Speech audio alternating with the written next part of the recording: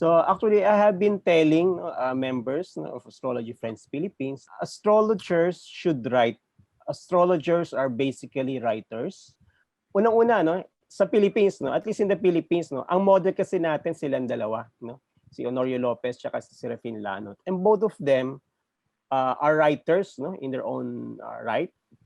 And both of them, no, wrote books, no, and they were also publishers. Hindi pa uso yung sa publishing, sila, ayan na, no, they are publishing their own works. No? In fact, Serafin Lanot had a publishing company. Sige, so we'll ask Chris and Imeda later on about that. No? Ay, Resty. Oh, sure. Ito na ba yung yung slides? Yes, you pwede can ko share. Na bang i-share? Pwede kang mag-screen share. Medyo mahaba lang siya.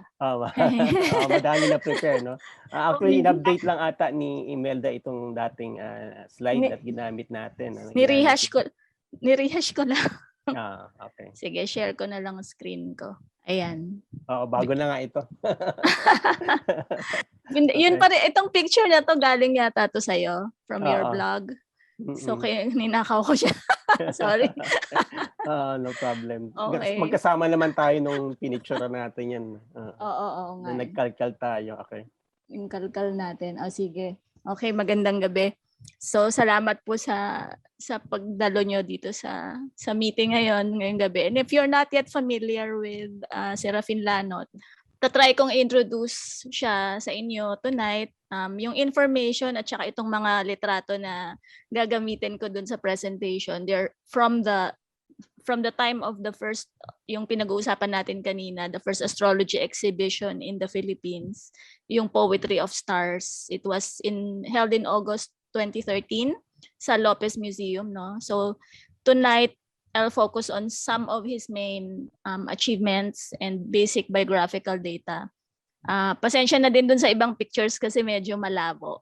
Si Serafin Lanot, isa siyang poet, no, primarily. As a young boy doon sa Marinduque, nagsusulat na siya ng tula, bata pa lang siya, at nagbabasa na tungkol sa astrology in his youth. No, yung nanay niya, isang psychic. Pa-confirm na lang, Chris, mamaya. Yung father niya, politician. His father was actually a former mayor of Boac, Marinduque. So nung kabataan ni Serafin Lanot, childhood and adolescence, nagtrabaho siya as a bootblack, yung nagsishine ng sapatos, pandesal peddler, boatman, copra carrier, sacristan, at saka road foreman. Yan. So bilang makata naman, meron siyang 2 libro, yung Songs of the Brown Man at saka Primer of Life. Tsaka meron siyang collection of essays, ang title noon ay The Family That Gets Pushed Around. So itong nasa screen nyo ngayon, yung Irresponsible Heart, isa lang ito sa marami niyang mga tula na na isulat. At gusto kong i-mention ngayon yung quote na binabanggit ni Resty kanina when Serafin Lanot was talking about writers and astrology. Kasi sabi ni Serafin Lanot noon, if you want to be good at astrology, you have to be a poet. In drawing a composite picture of the subject under study, you have to use a controlled imagination to be able to read what the placements of the planets reveal about the character of the subject. Your mind, your emotions, your sensitivity come into play as you peer into the life that's shaping up in the horoscope. You have to be a sort of artist, a compassionate one, a father confessor, since you must unobtrusively advise the subject on how to realize his self-fulfillment. Yun, ang ganda sa obra ng sinabi niya yun. Okay, ito yung natal chart niya. Pinanganak siya August 21, 1913. Makikita niyo yung Sun at saka Mercury niya nasa 9th house of philosophy. No? So, search for meaning. People with this planetary position usually end up as journalists, philosophers, astrologers, among other similar occupations. Si Serafin Lanot, he was also, as mentioned earlier, an accomplished journalist and writer. He put up a printing press, yun nga yung Tamaraw Press, which printed the works of poets and writers free of charge. Itong article na nakalagay sa screen ngayon, itong is the World Astrology Mad. Sinulat niya noong 1938 para sa Sunday Tribune magazine. Naging freelance writer din siya, book author, regular columnist on astrology sa Manila Bulletin. He also became the editor of This Week. Ito yung Sunday magazine ng Manila Chronicle dati. And he was the poetry editor for the Sunday Tribune magazine when he was only 19. Oh, yun. Bata. During the time of President Macapagal, he became the director of the Bureau of Printing.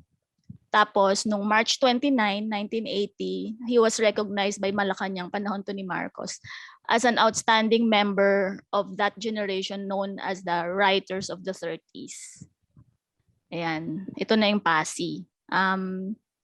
Noong March 28, 1979, in-establish ni Serafin Lanot yung PASI. Ito yung Philippine Astrological Studies Incorporated.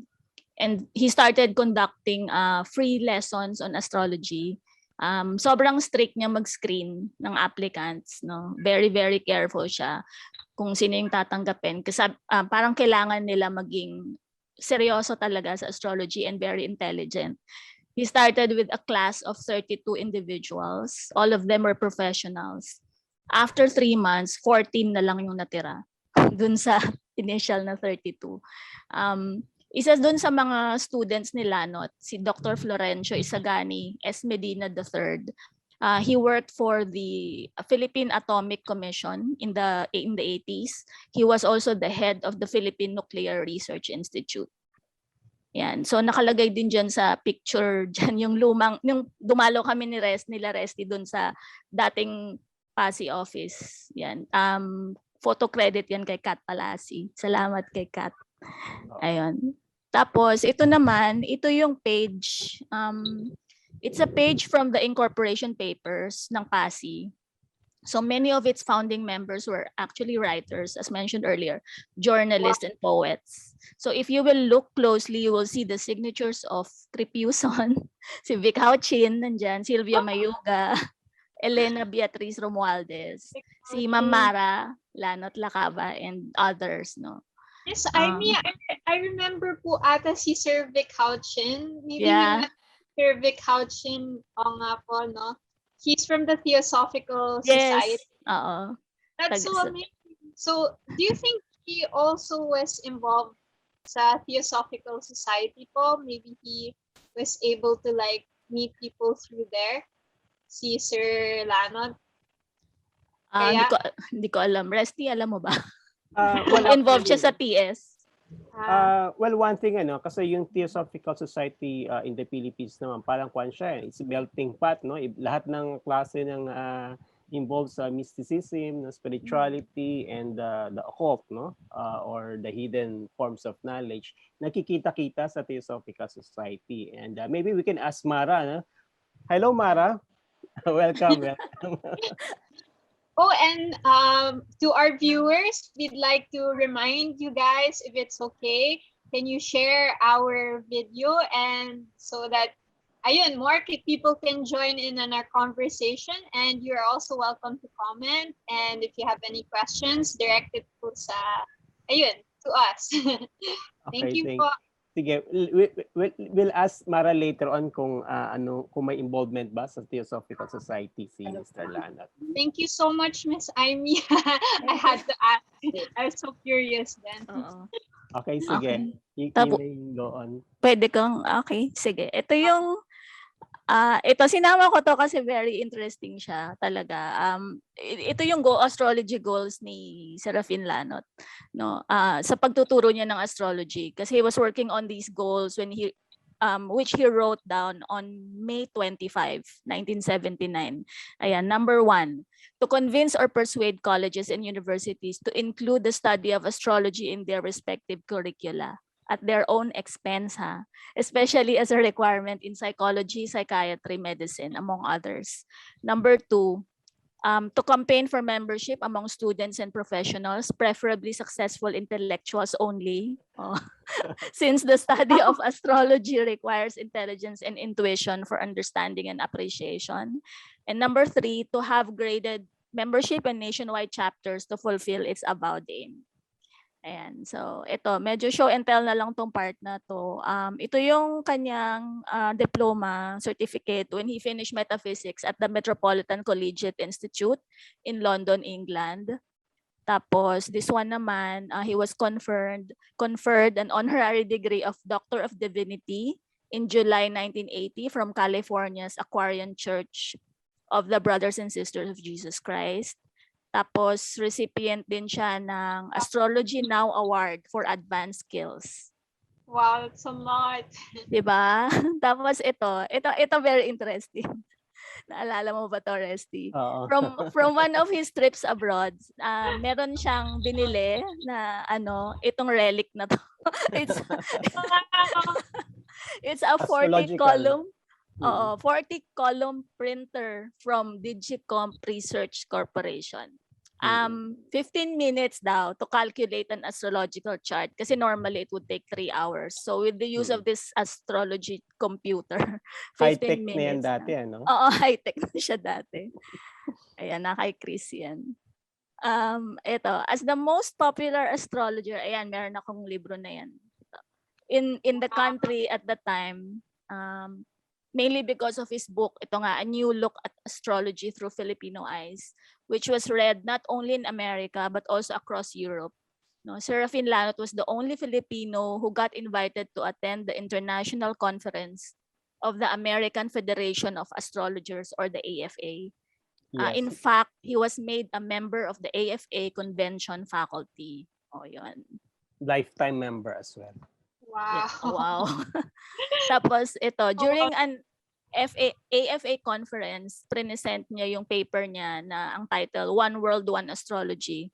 Sinabi niya dun sa paper na yon, now is the time for astrologers to assume the leadership in this fight for change, no longer as mere consultants and counselors to money changers and reactionary leaders, but as leaders themselves during this age of Aquarius, assuming the mantle of seer and sage that both history and legend have thrust upon us.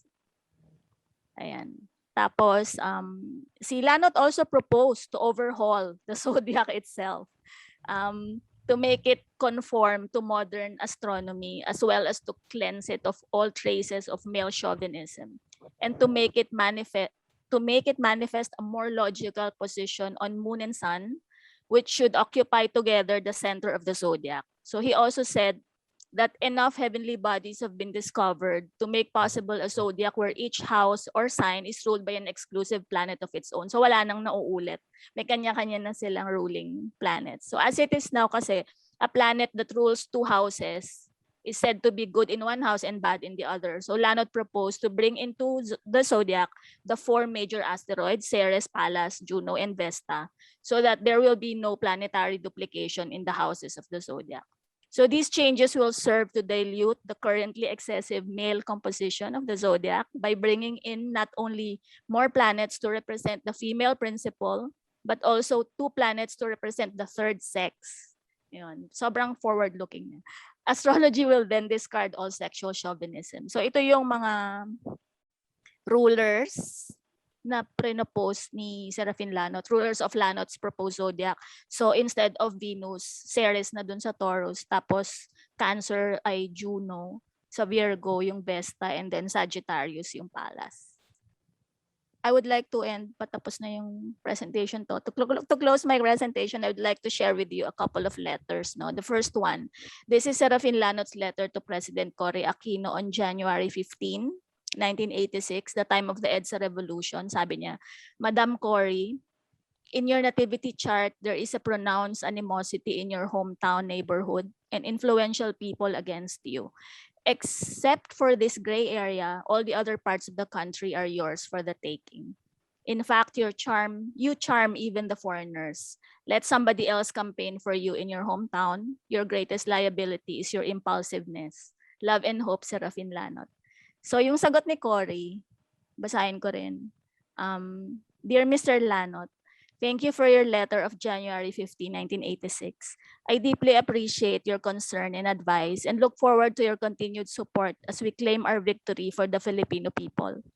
May I also appeal to your sense of patriotism to help and see what you can do in your own sphere of influence to stop Mr. Marcos from seeking and obtaining constitutional respectability for his flagrant electoral theft. Let us not allow a failing dictator to cheat us of our victory in one of the most shameful electoral frauds ever perpetuated against our people in the name of democracy.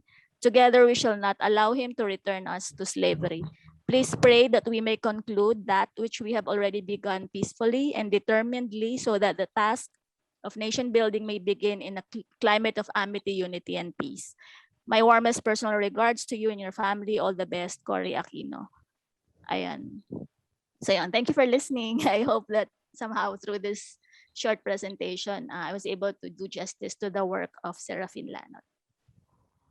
Thank you. Thank you very much, Imelda. No, that's a wonderful retelling, no, of the story of Serafin Lanot. No? So actually, parang based on what you have shared with us, parang gusto ko ulit basahin yung mga sinulat niya.